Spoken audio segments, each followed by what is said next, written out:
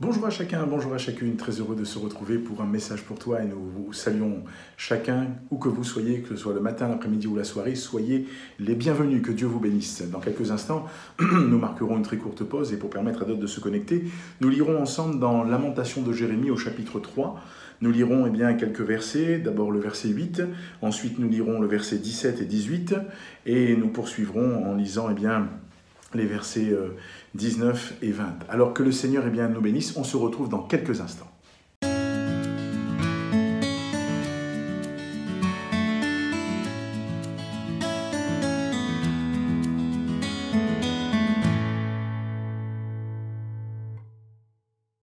Nous poursuivons notre partage. Je salue tous ceux et toutes celles qui nous ont rejoints. Que le Seigneur vous bénisse et que vous soyez richement encouragés. Nous lisons, comme cela a été dit, dans Lamentation de Jérémie au chapitre 3, et nous lisons d'abord le verset 8. Il est dit « J'ai beau crier et implorer du secours, il ne laisse pas accès à ma prière. » Ensuite, nous allons un peu plus loin, au verset 17. « Tu m'as enlevé la paix, je ne connais plus le bonheur, et j'ai dit « Ma force est perdue, je n'ai plus d'espérance en l'Éternel. » Et le verset 19 dit « Quand je pense à ma détresse et à ma misère, à l'absinthe et au poison, quand mon âme s'en souvient, elle est abattue au-dedans de moi, voici ce que je veux repasser sur mon cœur, ce qui me donnera de l'espérance. Les bontés de l'Éternel ne sont pas épuisées, ses compassions ne sont pas à leur terme, elles se renouvellent chaque matin. Oh, que ta fidélité est grande. » Alors, amis, j'aimerais que nous puissions, dans cette journée, considérer l'amour que Dieu a pour chacun d'entre nous. Voyez-vous, le prophète ici parle avec son cœur.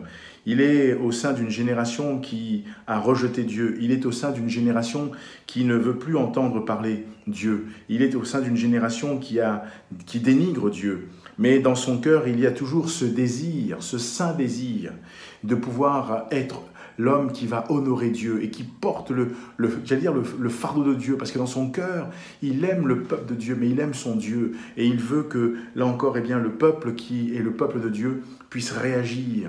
Et il nous parle qu'il est l'homme qui a vu la misère, parce que au fond de lui-même, à cause de sa foi, à cause de son engagement, à cause de ses choix, il a été rejeté. À cause de, là encore, de son désir de plaire et de servir Dieu, il a été mis de côté.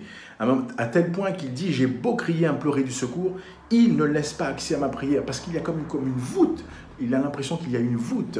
Et l'homme de Dieu continue, il dit « Mais il dit « Tu m'as enlevé la paix, je ne connais plus le bonheur. » Et j'ai dit « Ma force est perdue, je n'ai plus d'espérance en l'Éternel. » Ça, c'était un constat, j'allais dire, qui était naturel. Maintenant, quand il dit « Quand je pense à ma détresse et à ma misère, à l'absinthe et au poison, quand mon âme s'en souvient, elle est abattue au-dedans de moi. » Ça, c'est un constat naturel. Mais voici ce que je veux repasser en mon cœur, ce qui me donnera de l'espérance. Il a dit « Il n'y a plus d'espérance pour moi. » Mais tout d'un coup, il dit « Voilà. » Et là, voilà ce qui va lui donner de l'espérance. Les bontés de l'Éternel ne sont pas épuisées. Ses compassions ne sont pas à leur terme. Il dira « Elles se renouvellent chaque matin. Oh, que ta fidélité est grande. » Alléluia. Voilà ce qui va donner à l'homme de Dieu de l'espérance. Et voilà ce qui devrait te communiquer de l'espérance au sein des problèmes, des difficultés, des luttes et des combats que tu traverses. Regarde plus haut. Les bontés de l'Éternel ne sont pas épuisées. Ses compassions ne sont pas à leur terme. Elles se renouvellent chaque matin. Et Dieu veut encore nous amener à déclarer « Oh, que ta fidélité est grande. » Amis, la fidélité de Dieu est grande. Et la bonté de l'Éternel, les bontés de l'Éternel ne sont pas épuisées. Ses compassions ne sont pas à leur terme. Elles se renouvellent.